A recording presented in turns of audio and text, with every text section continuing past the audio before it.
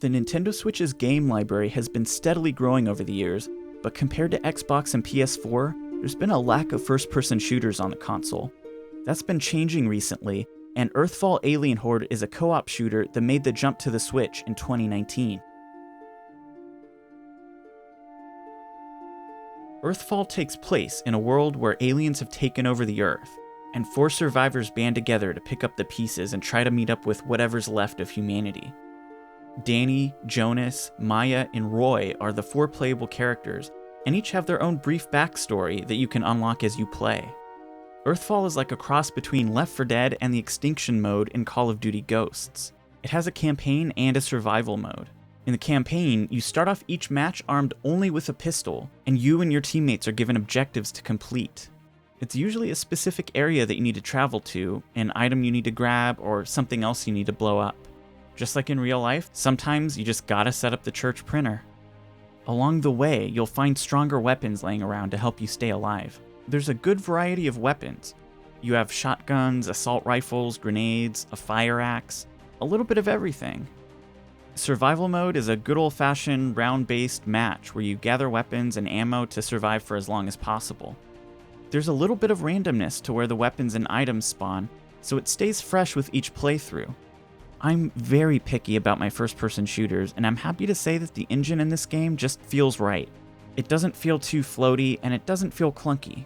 It's one of those things that's so hard to describe in words. Some first-person shooters just feel off for some reason, and thankfully this isn't one of them. Gyro controls have become a beloved option for a lot of Switch players, and unfortunately this game doesn't give you that choice. You'll have to settle for the analog sticks. Originally released on Steam, PS4, and Xbox, Earthfall runs on Unreal Engine 4. While the resolution is a little bit low on the Switch, the graphics are decent.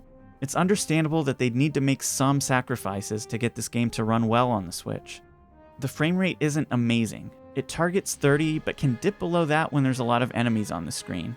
Normally that might bother me, but this isn't a game where you're fighting other players online and need precise aim, so it doesn't ruin the experience. One thing to note, the game got a patch in January 2020, and it supposedly improved the frame rate and load times. I couldn't find a definitive answer on this, so I reached out to developer HoloSpark on Twitter, and they didn't respond to requests for comment.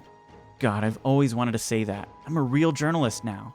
But all jokes aside, just know that if you've seen any performance tests from before January, it may run better now. The map environments are diverse and range from rundown suburban areas, snowburban areas, jungles, factories, train stations, and caves. One of my pet peeves in gaming is when all the levels look the same. I'm so glad to see a good mix here, and they look great. One thing that I really love is that all of the levels are unlocked from the start. There's a loose storyline, but you don't feel like you're missing out on too much by jumping into one of the maps in the middle of the chapter. This is one of those games that you can have a lot of fun with whether you play by yourself or hop online. You can adjust the AI of your partners, and they can be really helpful at the higher skill levels. There's also local network play if you have multiple Switches, and online co-op as well. It's easy enough to find a game, too. I found a match in less than a minute on a random weeknight.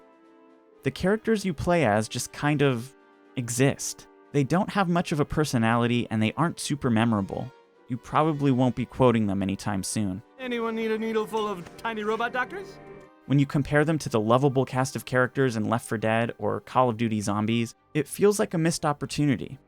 A sense of progression and unlockables is important in modern games, and there's a lot to unlock here. Little pieces of lore for you to read, outfits for your characters. I love this one. I need it in real life. And skins for your weapons.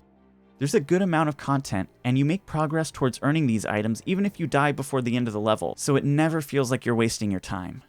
I have to admit, this game might not have fallen onto my radar if it wasn't on the Switch. It's an interesting effect that the Switch has on me. I'm more willing to overlook a less stable frame rate, low resolution, and other shortcomings and still really enjoy the game. I think it's a mix of its portability and the absence of certain AAA games that allows indie games to shine. The price helps too. This one retails for $20 in the US. I checked Deku Deals, a price tracker for Switch games, and it's even been on sale for as low as $5. You have to pick it up at that price. Either way, Earthfall gets a solid recommendation from me. If you're curious about other first-person shooters on the Nintendo Switch, check out my reviews of Duke Nukem 3D and Warface. And if you want to catch my reviews every single week, make sure to subscribe.